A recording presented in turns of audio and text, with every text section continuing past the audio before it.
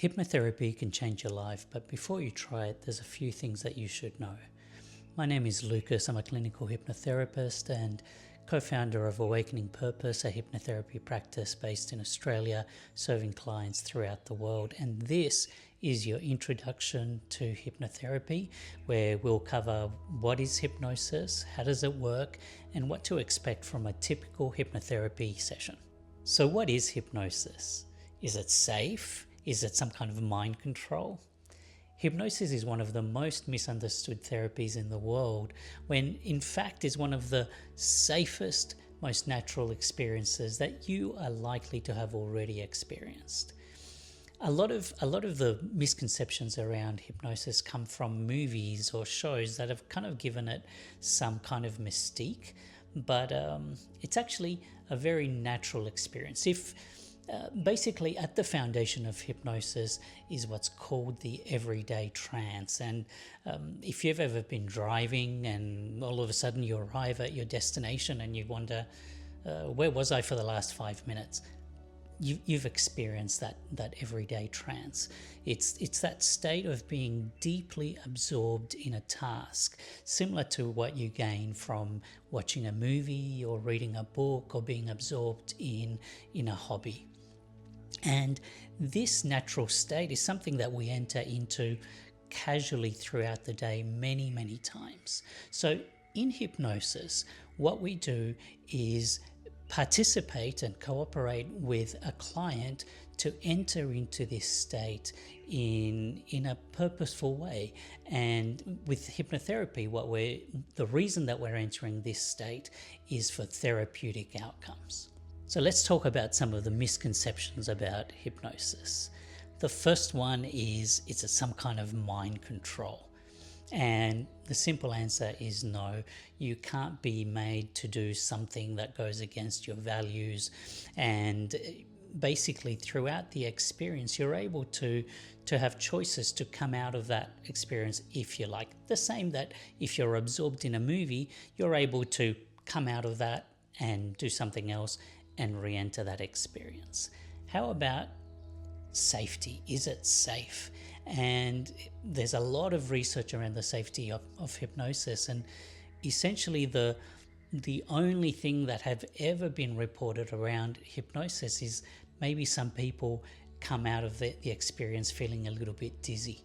So it's one of the safest, most natural experiences. Like I said, you have likely experienced what it feels like to be hypnotized.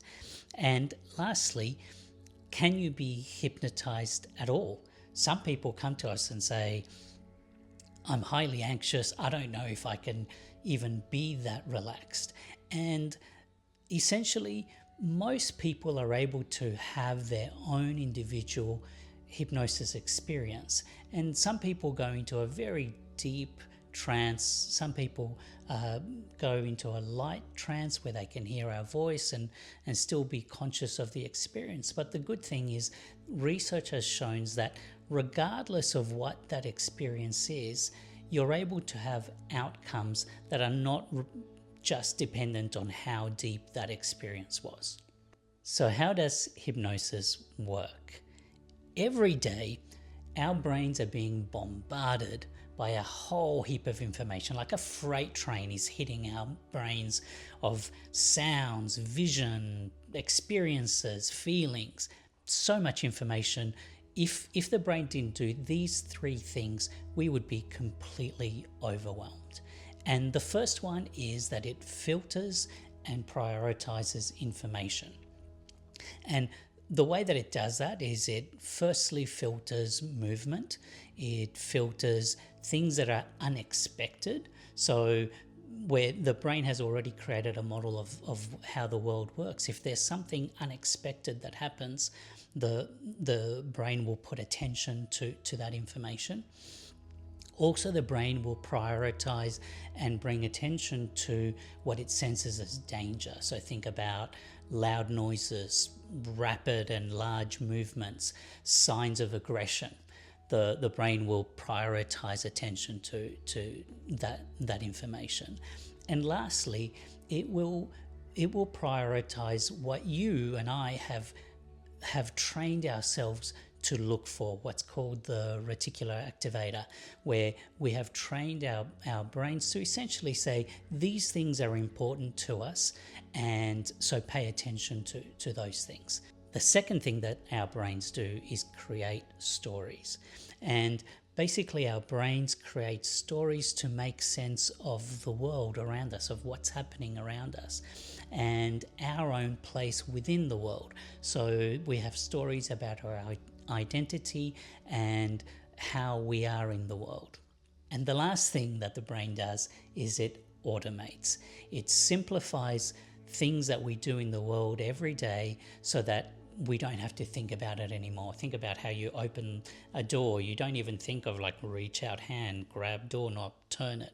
It does all of that automatically. But also it automates things in our relationships, how we respond to certain looks, how we feel when certain things happen. There's a whole lot of automation that happens without us even thinking about it. And essentially, all of these three things are greatly shaped by our experiences that we've had throughout our lives, as well as our education, our upbringing, our very own genetic makeup, of course, has an influence on that. And basically, the relationships and how we have operated and experienced in relationships, all of those things shape how we filter and prioritize information, the stories that we have about ourselves and the world around us, and the way and what has been automated. And so these things are like programs that shape our reality and our experience of reality. And there have been times where maybe some of these things were useful, and maybe today some of them are still useful, but there are some aspects that are no longer useful to us and could actually be dysfunctional. And so that's where hypnotherapy comes in, where we work with individuals to adjust all those three things, adjust what we prioritize and what we filter in the world, what we're paying attention to. The second thing is how we adjust the stories that an individual tells themselves about themselves and who they are and what they're able to do, as well as stories about the world around us and how the world works around them.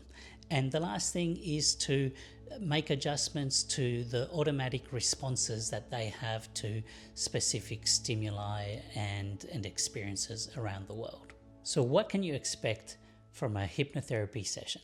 Typically, a hypnotherapy session will be between 1 hour to 1.5 hours, where you will meet and have a conversation with the hypnotherapist to unpack a little bit of the issues that you're wanting to work with, and unpack some of the beliefs that you have around them and some of your background and backstory that fill that the context in which the issues you're experiencing. What typically you won't have in a hypnotherapy session is a huge unpacking of your life. Often one of the challenges with talk therapy is clients having to, when they see a new therapist, to re-unpack all of their traumas, all of their stories in deep detail, and that can be really exhausting for clients. And the good thing is with hypnotherapy, we don't have to do that level of unpacking. We're able to get insights and understanding and then get to work. In that session, you will also get to experience hypnosis, where it starts with you being guided through a relaxation technique that then takes you into that everyday trance type of experience. And literally every person has their own unique experience of hypnosis. And so it's really important to not come in with an expectation of, oh, this has to happen for me to have been hypnotized. Every person is different, and some people don't remember anything that was discussed. Other people can hear everything and be very conscious of the room around them and what's being said, and that's totally fine. Everybody's different, and the therapeutic outcomes can still happen regardless of what type of experience you have. And lastly, the thing to remember is that there's nothing that you have to do to be hypnotized. There's nothing that you have to work at or try to do. All you need to do is to remain curious, relax, and follow along with the guidance of the hypnotherapist. And what about you? Have you ever been hypnotized? Have you ever had any experiences with hypnosis? I'd love to hear it in the comments. And if you've got any questions or thoughts, write those down. I'd love to read your comments and your thoughts.